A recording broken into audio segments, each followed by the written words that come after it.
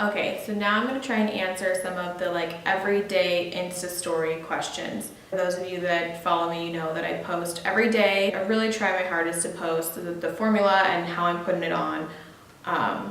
But sometimes I get a little busy and I book too many clients in a day and then it just kind of goes away. So that's probably why you have questions, because sometimes it probably doesn't make sense. So I'm going to try and cover some of my everyday basics, tips, tricks, and the simple little things that will make or break your coloring. I work for L'Oreal. If you didn't know, now you know.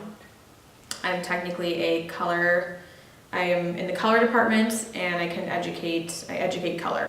Color is my favorite thing to do behind the chair, aside from extensions, which is a whole separate animal. So I'm gonna try and answer all the little things that I get, kind of repeat questions that get asked every day, because it's, again, what I do every day behind the chair. What pays my bills, my bread and butter. And the beginning of that is base color.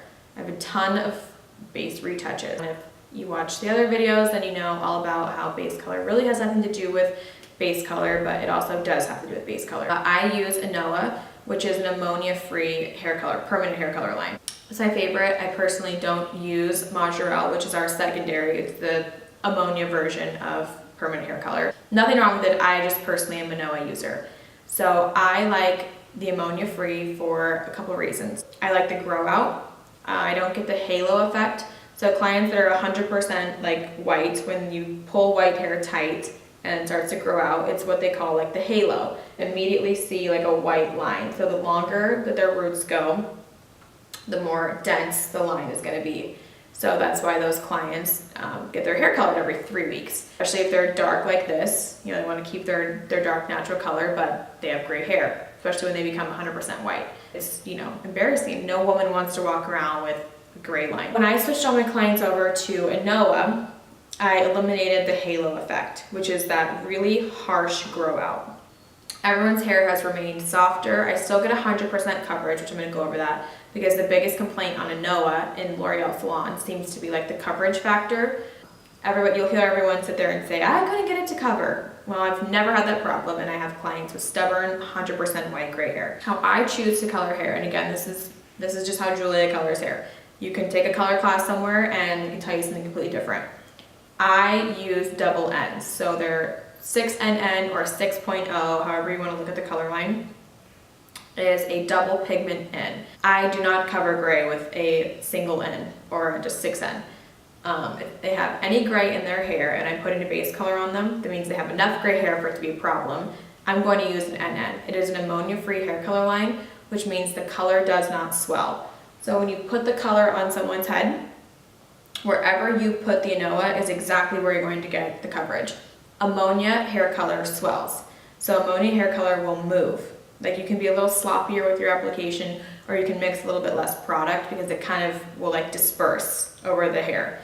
Anoa is an oil base. It's super thick. It does not move. So I mix 2 full ounces for every application, and I lay it on very thickly, and I take thin sections. Whenever you're watching the story, people comment on that all the time.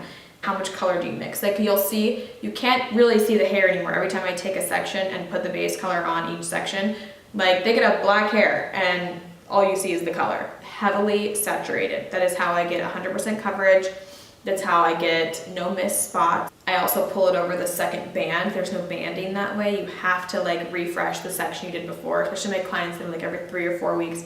It's damn near impossible to not overlap the section from the previous time, but I purposely overlap because, again, I want full matte, I want coverage. I want it to act and look like a ammonia hair color without it having to be ammonia hair color. And I still get the softer regrowth out. So I love it, my clients love it. People that used to go 2 or 3 weeks for a base retouch can go 4 or 5 weeks now between a base retouch, because the grow out isn't like as harsh. It blends a little bit better.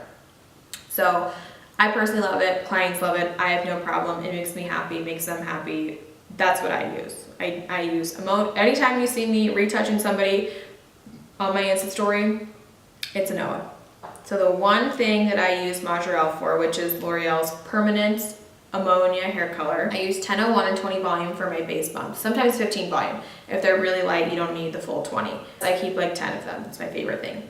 That's what I use for everyone. If the 1001 isn't in your opinion, strong enough to bump someone's that's darker's hair's base, you shouldn't be base bumping them. That's pretty much my rule. If the 1001 isn't going to work for them, they're not a candidate for a base bump. A base bump candidate is like a level 7 and above, really 8 and above. Like the true blondes is what you're gonna use a base bump for. Otherwise, you're just gonna make someone's hair really brassy and it's gonna be a no-go.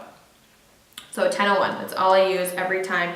Anytime on the story you see like bump that hairline or bump that base or pop that, bump that, all of that base bump, that is what I'm using. 1001 Majorelle 20 volume. And I kind of over mix it. I put more 20 volume than the directions say because I want it to be really liquidy because I want it everywhere and I want it on fast. You don't leave a base bump on longer than 3 to 5 minutes. If you're going to leave something on longer than 3 to 5 minutes, you're again not a candidate for a base bump. All you're going to be doing is lifting their base too high, and you really should put a color on their base because it's just going to get brassy. Like you leave it on too long and you're going to have like hot roots. It's going to look a mess. Base bumping is to soften someone's base. We're not trying to take their base up 3 levels. Again, you will have the brassiest base ever. You'll have your blonde client complaining, it'll be no good. So 3 to 5 minutes. And it is only for those specific blonde clients that you want a softness in between the highlights. It will be warm. It's not a coolant, it's a warmer. There's no such thing as a cool base. When the little toners wear off, you will have created warmth. It's a volume. 15 or 20 volume is breaking the hair shaft. You're opening it up. You're exposing warmth, okay? There are reasons I want warmth. I don't hate warmth. There's blondes that look good with some warmth. And you can use toners to tone out the warmth that the base bump will create and still leave behind a softness. So I don't hate base bumps, just know when, where, and why to use them, okay? I personally like to use them the most on like the halo of a blonde because you go through and highlight their whole head and tap them out or whatever. If you can just kind of like edge just around like their face when they go to put their hair back in ponytails, everybody's baby hairs here are lighter than the hairs in the back, especially on blondes. It really just kind of adds this like finishing touch to a blonde. Like it just kind of gives you like a finalized like, is that her hair? Is it not? Like it's just, it's perfect. I love it. Base bump the hairline. Start with that. Then you can slowly base bump more if you feel like it.